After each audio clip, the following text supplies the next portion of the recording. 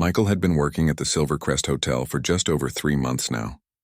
Every morning he'd straighten his uniform, check his appearance in the mirror of the staff bathroom, and head out to the grand lobby with its gleaming marble floors and crystal chandeliers.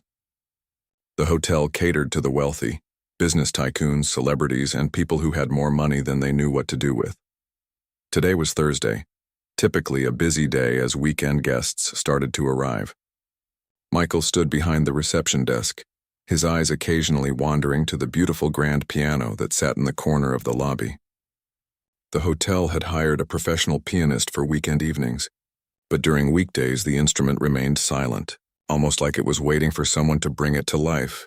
"Excuse me, is my room ready yet?" a man in an expensive suit asked, tapping his platinum credit card impatiently on the counter. "Let me check for you right away, sir," Michael replied with a practiced smile, turning to his computer. The job wasn't glamorous, but it paid the bills while he figured out what to do with his life.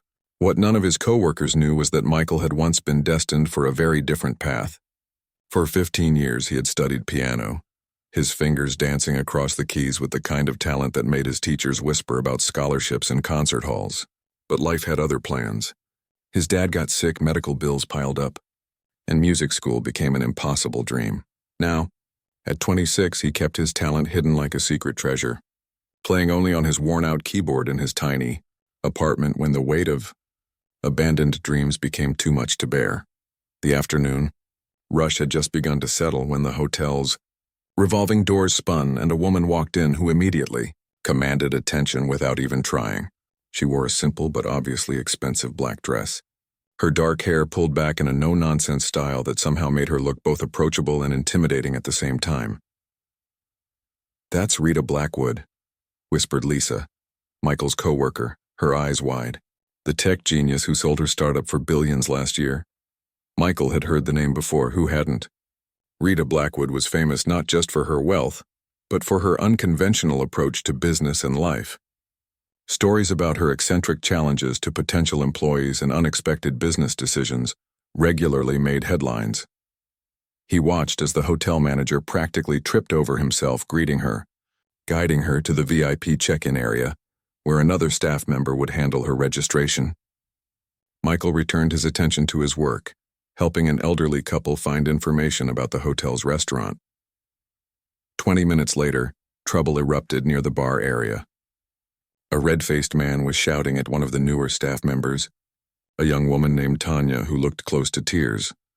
"I specifically asked for a quiet room away from the elevator, and you put me next to the ice machine. Do you have any idea who I am?" the man bellowed, his voice echoing through the lobby. Michael noticed the manager was nowhere to be seen, probably still fawning over Rita Blackwood. He quickly stepped from behind the counter and approached the scene. "Sir, I'm terribly sorry for the inconvenience," he said calmly, positioning himself slightly in front of Tanya. "If you'll allow me, I can immediately arrange a room change for you. We have a corner suite on the 12th floor with a beautiful city view that I'm sure would be more to your liking." The man turned his anger toward Michael. "And why wasn't I given that room in the first place?" Michael kept his voice steady. "Sometimes our system doesn't properly prioritize our most distinguished guests. Again, my sincere apologies. If you'll come with me to the desk, I'll handle this personally and include a complimentary breakfast for the duration of your stay." Slowly, the man's anger deflated, replaced by a smug satisfaction at being treated as someone important. "Well, at least someone here knows how to do their job," he muttered, following Michael to the reception desk. After resolving the situation and handing the now pleased guest his new key card, Michael noticed Tanya mouthing a silent thank you from across the lobby. He gave her a quick nod and smile before returning to his duties. What he didn't notice was Rita Blackwood observing the entire interaction from her seat in the lobby lounge, her sharp eyes missing nothing. Later that afternoon, Michael was arranging fresh flowers in a vase near the piano, one of those small tasks that hotel management insisted added a personal touch to the guest experience. He hummed softly to himself, his fingers occasionally twitching as if playing phantom piano keys while he adjusted the blooms. "You handled that difficult guest very well earlier." Michael jumped slightly, almost knocking over the vase. Rita Blackwood stood just a few feet away, studying him with curious intensity. "Thank you. "Miss Blackwood, just doing my job," he replied, wondering how she knew his role in the earlier confrontation. "No, most people would have matched his energy or called security," she said, moving closer. "You diffuse the situation with something I rarely see these days: genuine emotional intelligence." Michael wasn't sure how to respond to the compliment. "I appreciate that. Is there something I can help you with?" Rita tilted her head slightly as if making a decision. Then she glanced at the piano beside them. "Do you play?" The question caught him off guard. "I used to," he admitted, surprising himself with his honesty. "Used to?" Her eyebrow raised in question. Michael shifted uncomfortably. Life happened. Had to focus on more practical things. She said, understanding in her voice. The eternal struggle between passion and practicality. She ran her fingers lightly over the piano's polished surface.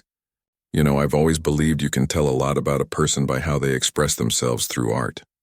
By now, a few of Michael's coworkers had noticed him talking with the famous billionaire and were watching with undisguised curiosity. Even his manager had appeared from somewhere, hovering nervously nearby as if worried Michael might say something inappropriate.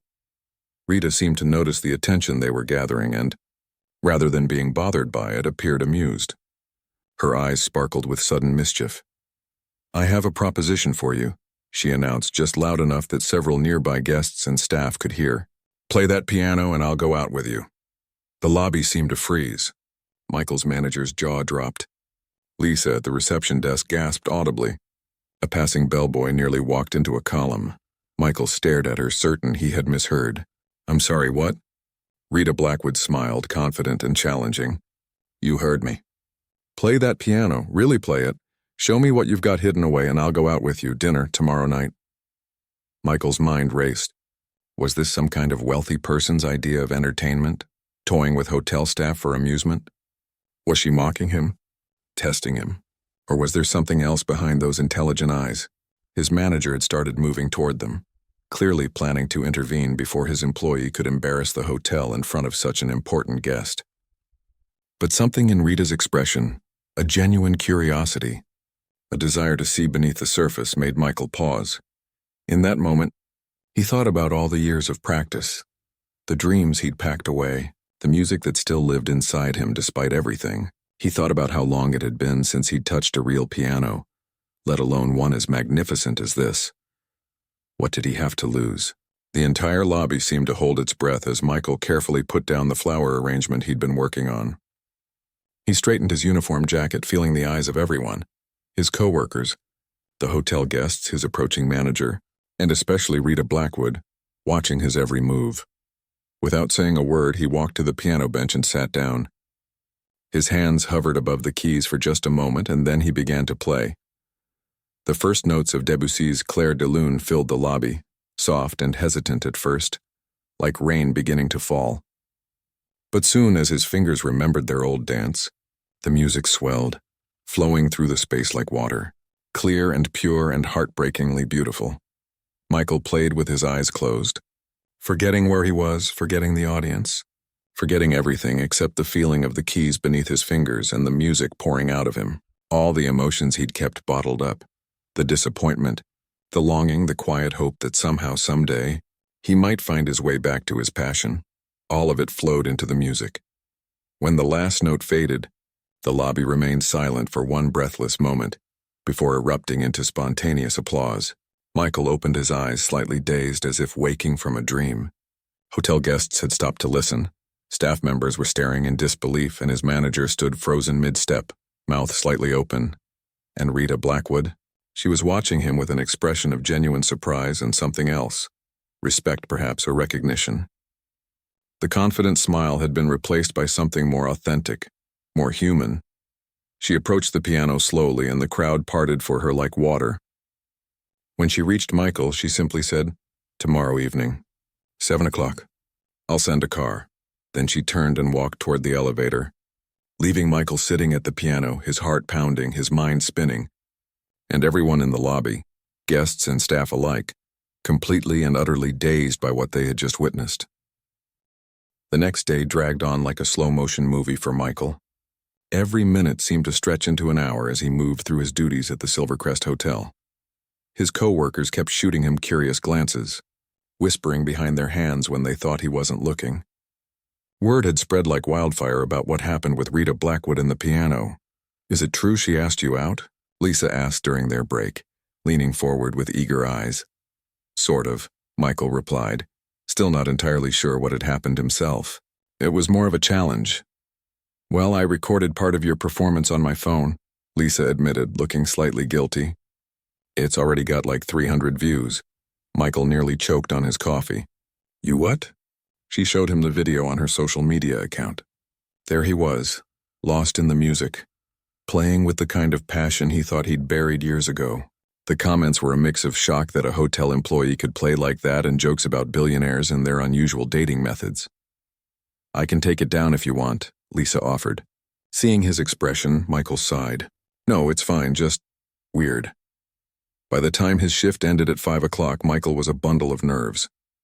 He rushed home to his small apartment, suddenly conscious of every detail of his living space as if Rita might somehow see it. He stood in front of his closet for nearly 20 minutes, realizing that nothing he owned seemed appropriate for a date with one of the richest women in the country. Finally, he settled on his one good pair of dark jeans, a blue button-up shirt he'd bought for job interviews, and a jacket that his mom had given him last Christmas. He spent more time on his hair than he had in years, then laughed at himself in the mirror. "What am I doing?" he muttered. "This isn't a real date. It's probably some kind of social experiment or publicity stunt." Yet something about the way Rita had looked at him after he played, that moment of genuine surprise, as if she'd discovered something unexpected, kept him from canceling. At precisely 6:45, his phone buzzed with a text from an unknown number. "Car waiting outside." Michael took a deep breath, grabbed his wallet and keys, and headed out. Parked in front of his apartment building was a sleek black car with tinted windows that looked completely out of place in his neighborhood. The driver, an older man with a kind face, stepped out and opened the back door for him. "Good evening, sir," the driver said with a slight nod. Hi," Michael replied, feeling immediately awkward. "I'm Michael." "Yes, sir." "I'm Joe. Ms. Blackwood asked me to bring you to the restaurant." The drive took about 20 minutes, during which Michael tried to calm his racing thoughts. What did someone like him even talk about with someone like Rita Blackwood? Their lives couldn't be more different. By the time the car pulled up to the curb, he had nearly convinced himself this was all an elaborate joke. But then Joe opened the door, and Michael stepped out to find himself in front of a small, unassuming restaurant tucked between two larger buildings. No flashy signs, no red carpet, just a simple wooden door with a small copper plaque that read, "Theo's." "Ms. Blackwood is already inside," Joe said. "I'll be back to pick you up later." Michael nodded his thanks and approached the door, half expecting to be turned away.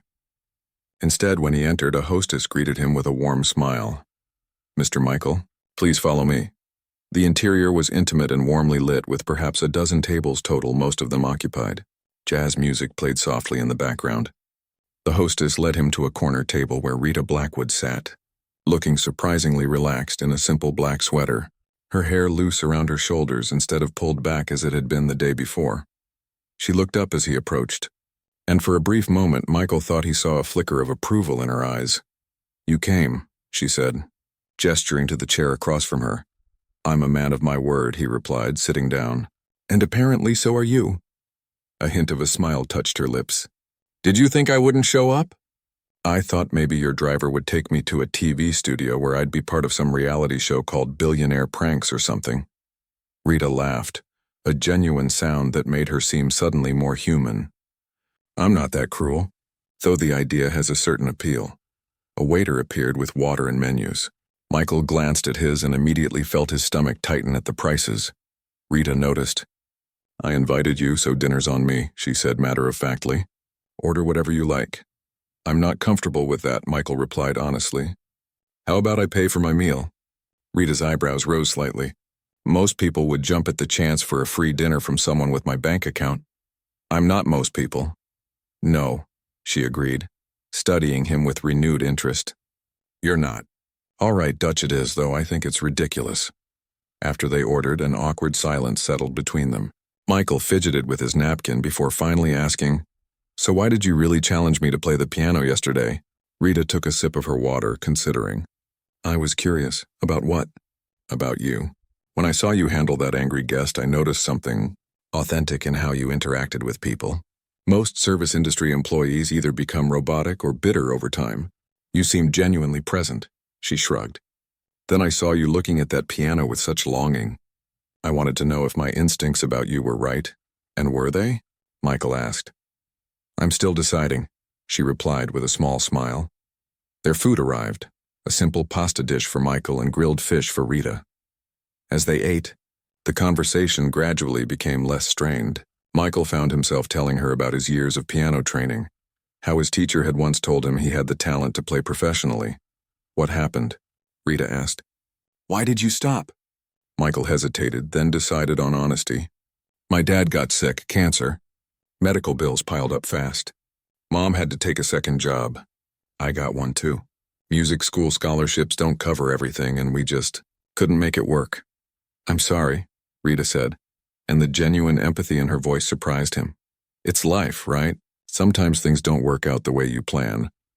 He took a bite of pasta. What about you?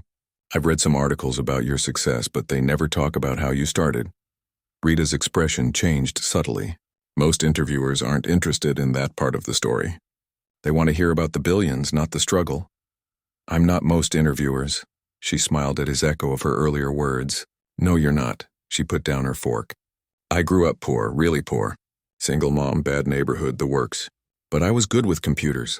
They made sense to me when nothing else did. As Rita spoke, her carefully maintained public persona seemed to fade. She told him about teaching herself to code on library computers, about starting her first company in her dorm room, about the years of failure before her breakthrough. People see the overnight success, she said. They don't see the 10 years of work that came before. I get that, Michael nodded. It's like when people heard me play yesterday. They don't see the thousands of hours of practice, the calluses, the frustration. Exactly. They discovered, despite their different circumstances, they shared a similar outlook on life. Both valued authenticity. Both had faced setbacks. Both understood the gap between public perception and personal reality. By the time dessert arrived, a shared tiramisu that Rita insisted was the best in the city, Michael had almost forgotten about the strangeness of their meeting. Almost. Can I ask you something? He said as Rita took a bite of the dessert. Shoot. Do you often challenge random hotel employees to play pianos in exchange for dates? Rita laughed, nearly choking on her tiramisu. You're the first, actually. I'm not usually so impulsive. So what made yesterday different? She studied him for a moment, her expression becoming serious. Music was my first love too, you know. I played violin for years before I turned to technology. This revelation surprised Michael. Really, why did you stop? Same reason many people abandon their passions. It wasn't practical. She traced patterns on the tablecloth with her finger. When I saw you looking at that piano, I recognized something in you. Talent hidden away for practical reasons. I guess I wanted to see if it was still there, underneath the hotel uniform and customer service smile. And? Michael asked quietly. It was beautiful, she said simply. You play like someone who understands that music isn't just notes on a page. It's emotion made audible. Michael felt warmth spread through his chest at the compliment. Thank you. As they finished their dessert and the waiter brought their separate checks, Rita surprised him again. Would you play for me again sometime? She asked. Michael looked up from counting bills. You don't need to challenge me to a date for that. Just ask. Is that your way of saying you'd like to see me again? He smiled, suddenly feeling more confident than he had all evening. I'm still deciding, he echoed her earlier words. Rita laughed, a genuine, delighted sound. Well played. As they walked out of the restaurant together, the night air cool on their faces, Michael realized something had shifted between them. What had started as an eccentric billionaire's challenge had somehow, over pasta and shared stories, transformed into something more authentic. A connection between two people who recognized something familiar in each other, despite their vastly different lives. Joe was waiting with the car. Before getting in, Rita turned to Michael. Thank you for tonight, she said. It's been a long time since I had a conversation that wasn't about business or money. Same, Michael replied. Well, minus the business and money part, she smiled. Would it be all right if I called you? I'd like that, he said. surprised to find he genuinely meant it. As the car pulled away, Michael stood on the sidewalk watching until the taillights disappeared around a corner. He felt strangely energized, as if something long dormant was waking up inside him. And it wasn't just about music. Over the next 3 weeks, Michael's life took an unexpected turn. Rita called him the day after their dinner, just as she'd promised. Their second date was at a small jazz club where they sat in a dark corner, fingers occasionally brushing as they shared stories over the music. Their third was a walk through a night market, eating street food and laughing at each other's childhood memories. Each time they met, Michael expected the novelty to wear off. For Rita to realize she was spending time with a hotel employee who could barely afford his rent, while she ran a tech empire worth billions. But it never happened. Instead, their connection deepened in ways that surprised them both. At work, things had changed too. His performance video had circulated widely among hotel staff and guests. The hotel manager, sensing a marketing opportunity, had asked Michael if he would consider playing occasionally during evening hours for a small additional stipend. He agreed, finding unexpected joy in sharing his music again after keeping it hidden for so long. On a rainy Tuesday evening, Michael sat at the hotel piano, playing a gentle rendition of a Billy Joel song. The lobby was quiet, just a few guests passing through or sitting with laptops. He was so absorbed in the music that he didn't notice Rita until she was standing beside the piano, raindrops still clinging to her coat. "You didn't tell me you were playing here regularly now," she said, her eyes warm as she took in the sight of him at the piano. Michael's fingers faltered slightly before finding their rhythm again. "Didn't want to presume you'd be interested in hearing hotel lobby music." "I'd listen to you play anywhere," she replied simply. When he finished his set, they walked to a small coffee shop nearby. Rita seemed distracted, stirring her latte without drinking it, her usual sharp focus somewhat dulled. "Everything okay?" Michael asked. "You seem elsewhere." She looked up as if remembering where she was. "Sorry, work issues. We're launching a new platform next month and there are some last-minute problems. Want to talk about it?" Rita shook her head. "Not really. Sometimes it's nice to be with someone who doesn't want to discuss stock prices and market projections." "Fair enough. Though I did read that article about your company in the Business Journal yesterday." Her eyebrow raised. "Did you now?" Michael shrugged, slightly embarrassed. "I've been trying to understand your world a little better." Rita's expression softened. "That's thoughtful of you. The article mentioned you're funding some community programs." "Yes," she nodded, seeming more engaged now. "Education initiatives mostly. Technology access for underprivileged kids, STEM scholarships." "But nothing related to music?" Michael asked.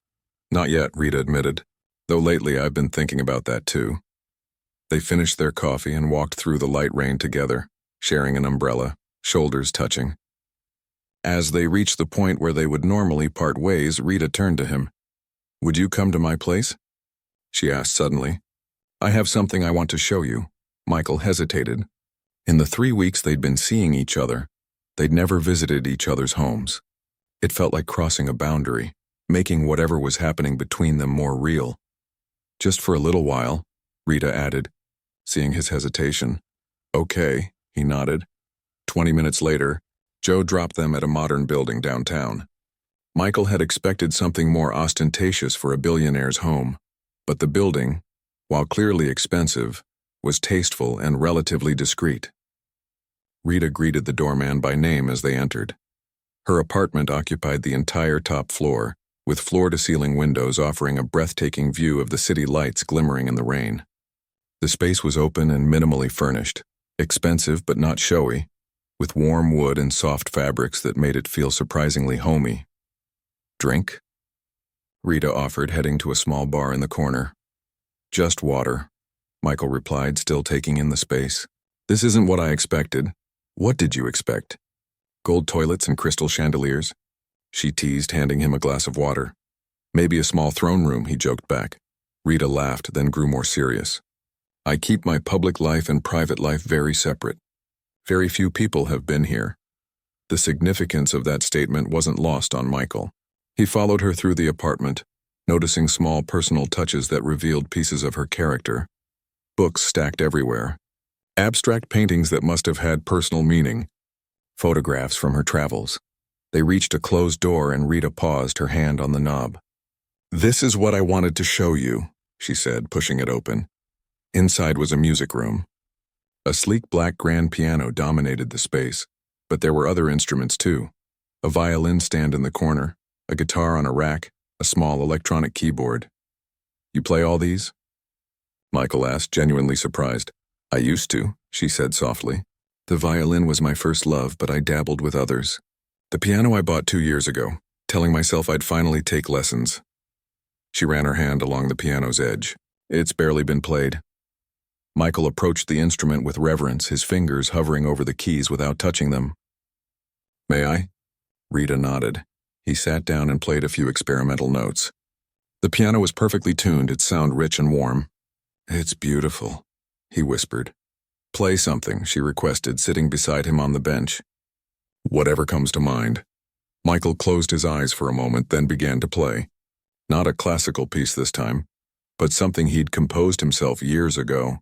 A melody that had lived in his head for so long that playing it felt like breathing. It was gentle yet complex, with underlying currents of both melancholy and hope. When he finished, the last note hung in the air between them. Rita was watching him with an intensity that made his heart race. "You wrote that," she said. It wasn't a question, he nodded. "A long time ago. It's wonderful," she said. "Have you written others?" "A few. Nothing serious."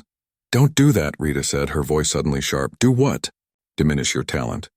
I've spent my life around people who exaggerate what they can do. It's refreshing to meet someone who creates something beautiful and then calls it nothing serious." Michael felt his face grow warm.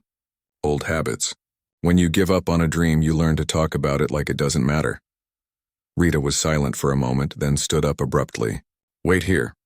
She disappeared into another room and returned with a violin case. Michael watched, fascinated, as she opened it with practiced movements and lifted out the instrument. It was clearly old and valuable, lovingly maintained. "I haven't played for anyone in years," she admitted, positioning the violin under her chin with familiar ease. "So no judging." "Wouldn't dream of it," Michael replied. Rita took a deep breath and began to play. She was rusty at first, her movements stiff, but gradually she relaxed into the music. She played a folk melody, simple but evocative, swaying slightly as she did. When she hit a wrong note, she winced but kept going. Michael watched, mesmerized.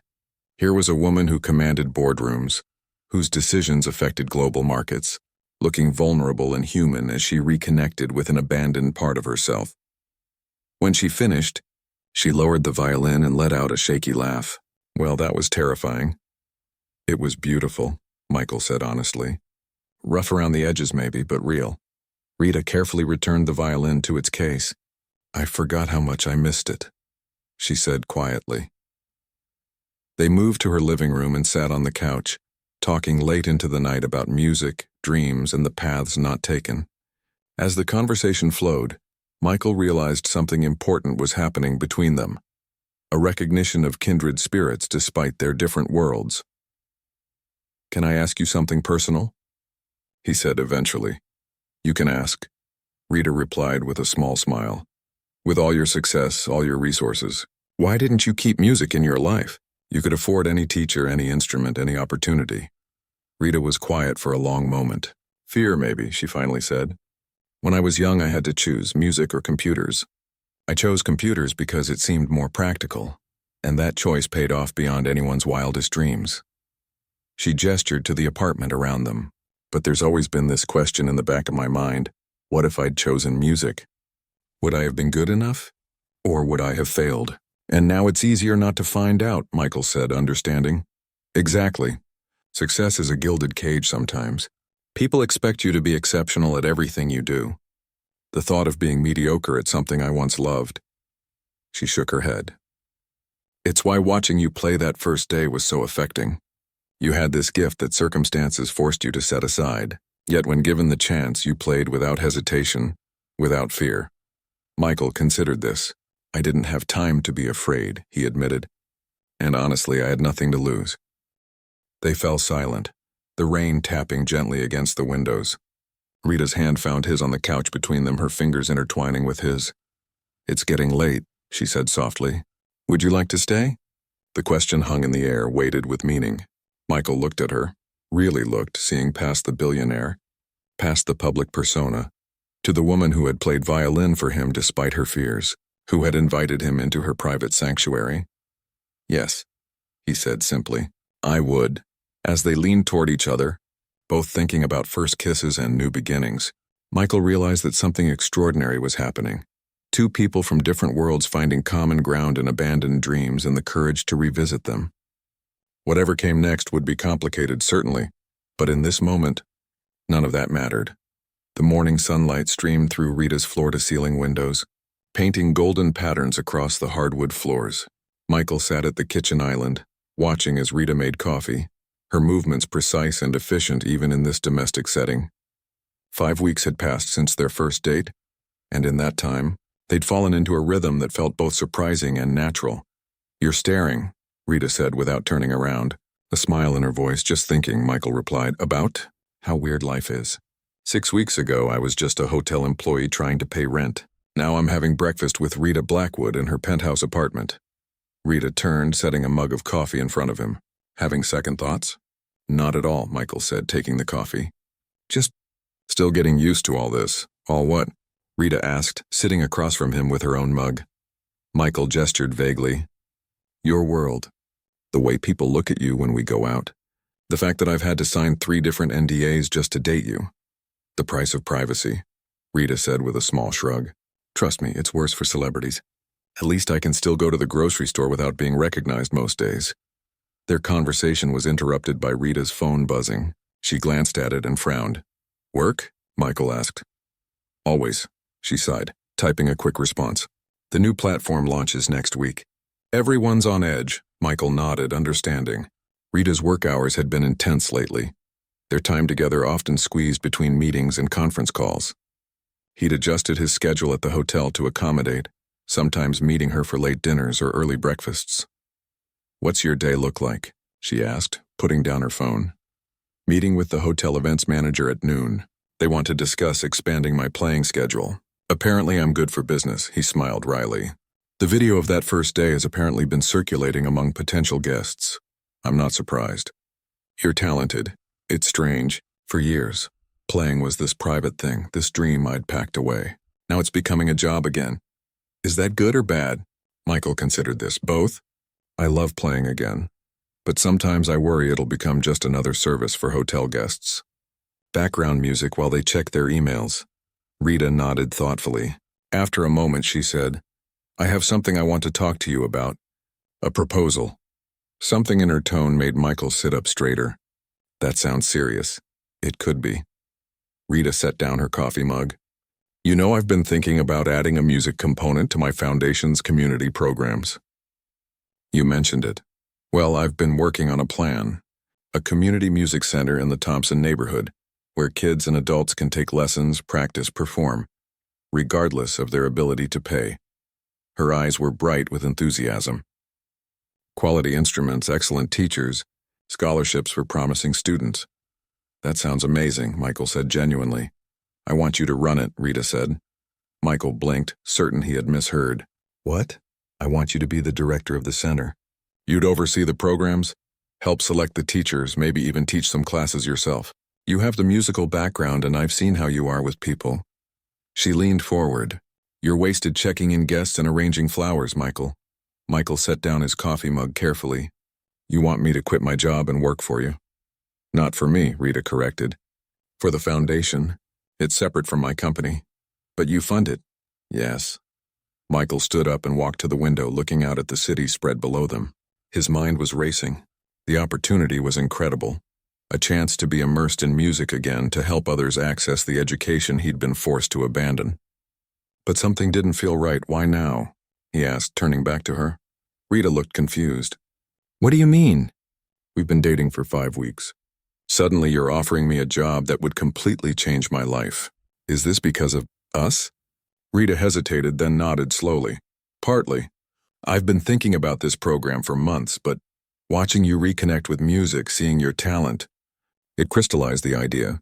And yes, I care about you and want to see you doing something worthy of your abilities. So it's charity, Michael said flatly. Rita's expression hardened. That's unfair, is it? You see a talented guy stuck in a dead-end job, so you decide to rescue him. That's not what this is. Then what is it, Rita? Because from where I'm standing, it looks like you've decided to fix my life. Rita stood now too, her calm composure slipping. I'm not trying to fix your life. I'm offering you an opportunity because I believe in you. Would you be offering me this if we weren't dating? That's not a fair question. It's the only question that matters. They stared at each other across the kitchen, the morning sunlight now feeling harsh and exposing. Michael ran a hand through his hair, trying to sort through his jumbled emotions. I need to think, he said finally, and I need to get to work. Rita nodded stiffly. Of course, the ride down in the elevator felt endless. By the time Michael hit the street and started walking toward the subway, his mind was a tangle of conflicting thoughts. Part of him was thrilled at the opportunity. It was everything he'd once dreamed of. Another part felt a sharp sting to his pride, and underlying it all was a new worry. What exactly was he to Rita? Throughout his shift at the hotel, Michael moved mechanically through his duties, his conversation with Rita playing on repeat in his mind. The meeting with the events manager went well enough. They wanted him to play 5 nights a week now with a decent increase in pay. He agreed, partly out of spite, even as he wondered if he was making a rash decision. That evening, as he sat at the piano in the lobby, he found himself playing more intensely than usual, pouring his confusion and frustration into the music. He didn't notice the older man watching him until he finished a particularly emotional piece. Impressive, the man said, approaching the piano. He was well-dressed with silver hair and kind eyes. You play with real feeling. Thank you, Michael replied, automatically shifting into his customer service persona. Any requests? Actually, I'm more interested in talking than listening right now, the man said, sitting in a chair near the piano. I'm Robert Chen. I run the music department at Westlake University. Michael's fingers paused over the keys. Nice to meet you. A colleague sent me a video of you playing here a few weeks ago. I was intrigued enough to stop by and listen in person. He smiled. You've had classical training. Years ago, Michael admitted. And then life got in the way? Michael nodded, surprised at the man's perception. It happens to many talented musicians, Chen said with a nod, but it's never too late to return to it. He reached into his jacket and pulled out a business card. We have a special program for returning adult students. Full scholarships available for those with exceptional talent. Michael took the card, staring at it in disbelief. Are you offering me a scholarship? I'm offering you an audition, Chen clarified. Based on what I've heard tonight, I think you'd have an excellent chance. We've had students in their 30s, 40s, even 50s who put their musical education on hold and then returned to it. I don't know what to say. Say you'll think about it, Chen suggested, standing up. My information's on the card. The fall semester starts in 2 months. Plenty of time to prepare. As the man walked away, Michael stared at the card in his hand, feeling like the universe was playing some elaborate joke on him. After years of thinking his dream was dead, suddenly 2 doors had opened before him on the same day. Rita's offer and now this. He finished his set in a daze and walked home through the warm evening, his mind churning. When he reached his apartment, he found a text from Rita. I'm sorry about this morning. I should have approached it differently. Can we talk? Michael sat on his bed, Chen's business card in one hand, his phone in the other. Both represented possibilities he had never expected to have again. But they were very different paths. Rita's offer meant staying connected to her, working within her world, owing his opportunity to their relationship. Chen's offer meant returning to his original dream on his own merit, pursuing education he'd been forced to abandon. He texted back, Yes, tomorrow, there's something I need to talk to you about too. That night, Michael slept fitfully, dreaming of pianos with keys that turned to gold beneath his fingers, of concert halls where the audience all wore Rita's face, of music that soared and then crashed into discord. By morning, he had made his decision. It wasn't easy and it wasn't simple, but it felt right. As he showered and dressed for his meeting with Rita, he rehearsed what he would say, knowing it would either strengthen what was between them or break it entirely. When he arrived at the small cafe they had agreed on, Rita was already there, looking more uncertain than he had ever seen her. She stood when she saw him, her usual confident demeanor replaced by something more vulnerable. Hi, she said softly. Hi, he replied, sitting across from her. For a moment, they just looked at each other, both aware that something important hung in the balance.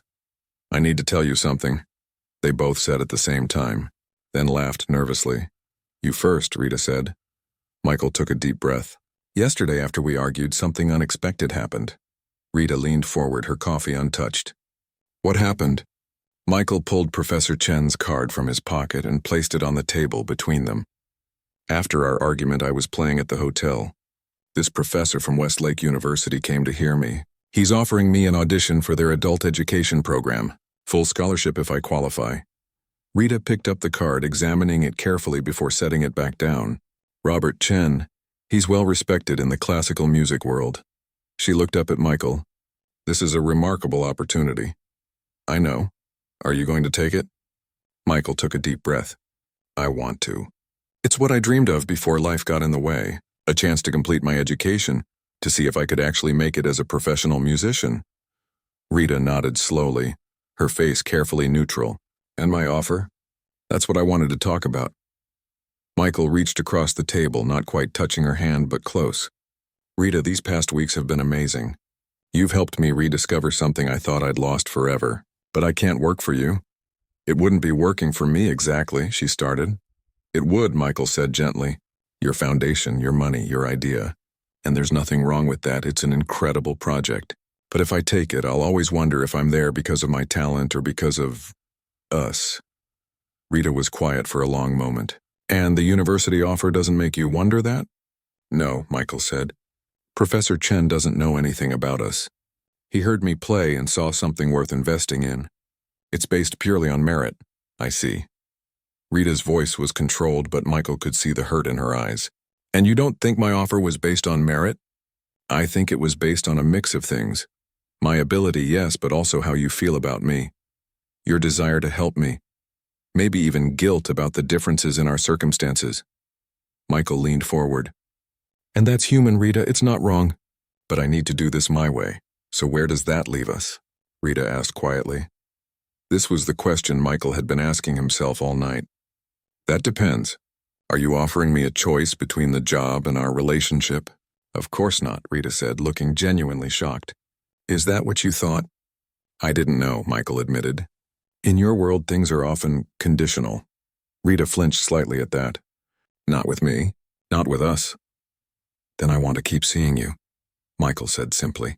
"I want to see where this goes without the complication of you being my boss or my patron." Rita was quiet for a long moment, stirring her coffee absently. "Can I be honest about something?" "Always." "Part of me is relieved," she said with a small, sad smile. "When I made the offer yesterday, it felt right. But afterward, I kept thinking about how it would change things between us.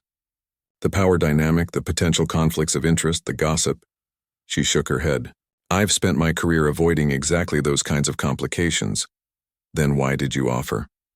"Because I saw how alive you were when you played. Because I thought I could help." She looked down at her hands. "And maybe because it's what I know how to do. Solve problems, create opportunities, make things happen. It's easier than just feeling things." Michael reached across the table and took her hand this time. "I get that. And I'm grateful you wanted to help. But I need to do this part on my own." Rita nodded, squeezing his hand. "So what happens now?" "I have 6 weeks to prepare for the audition. If I get in, I'll start classes in the fall. I'll have to cut back hours at the hotel, maybe look for something more flexible. And us? We keep doing what we've been doing. Getting to know each other, figuring out if this unlikely thing between us makes sense." Michael smiled, "Just with more practice time for me." For the first time that morning, Rita smiled too. "I could help with that part at least. My piano doesn't get nearly enough use. I'd like that." As they finished their coffee, the tension that had hung between them gradually lifted.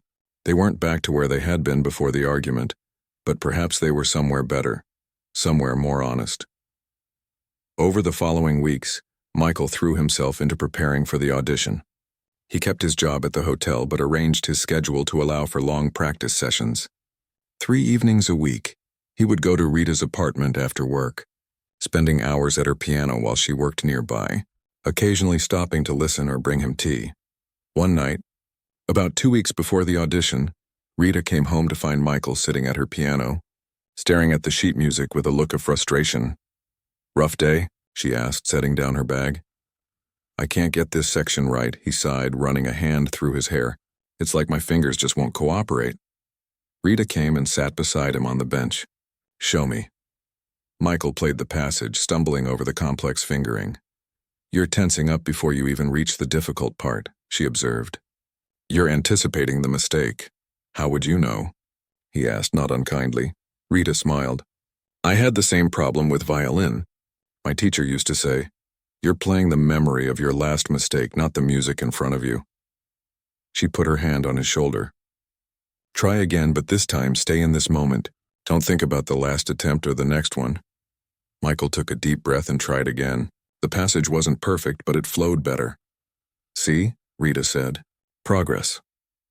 As they sat together at the piano, Michael was struck by how much had changed between them. The initial awkwardness had given way to a comfortable partnership. They had found a balance. He never asked about her work unless she brought it up first, and she never offered to solve his problems unless he asked for help.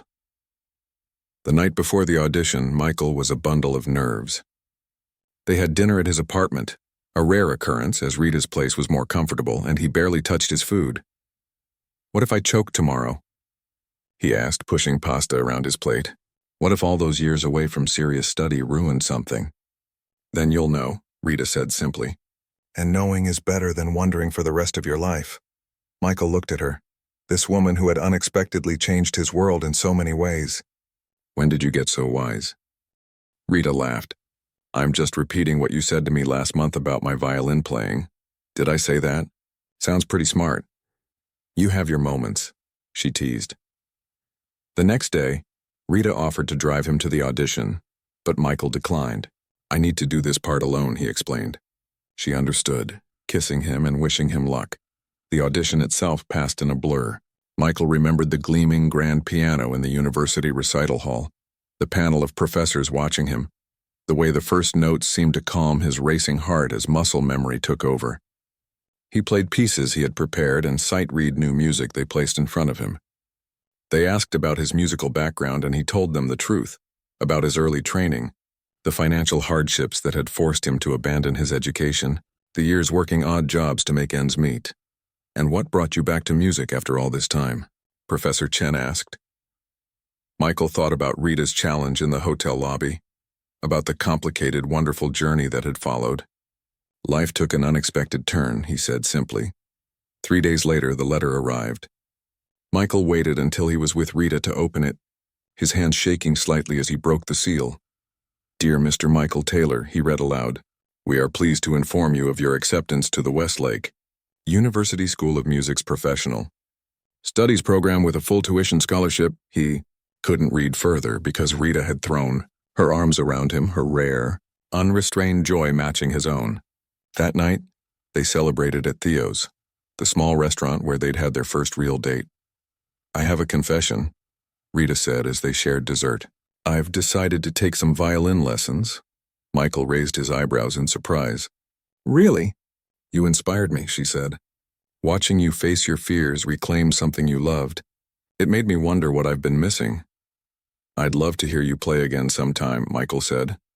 "Maybe when I'm a bit better," Rita smiled. "But in the meantime, I've been thinking about that music center idea." "Oh?" Michael tried to keep his tone neutral. "Yes, I still think it's important, especially in underserved neighborhoods. But instead of running it myself, I'm talking to the university about a partnership. They have the educational expertise. My foundation has the resources." She took a sip of wine. "Professor Chen is actually helping develop the program." "That sounds perfect," Michael said, genuinely impressed with her solution. "And maybe someday, when you've finished your degree, if you're interested." She trailed off. "Careful not to pressure him." "I might be," Michael said. "But it would be because I'm qualified, not because I'm your boyfriend." "Boyfriend?" Rita raised an eyebrow, a smile playing at her lips. "Is that what you are?" Michael felt his face warm. "I mean, if that's okay with you." Rita reached across the table and took his hand. "More than okay." As they walked out of the restaurant into the cool evening air, Michael felt a sense of possibility that had been absent from his life for years. In 2 months, he would start classes. The path ahead wouldn't be easy. Balancing school, work, and their relationship would be challenging, and there were still many differences between them to navigate. But standing there with Rita, watching the city lights shimmer around them, Michael knew one thing for certain. Sometimes life's most beautiful melodies come from the most unexpected beginnings, and it had all started with a challenge, a piano, and the courage to play.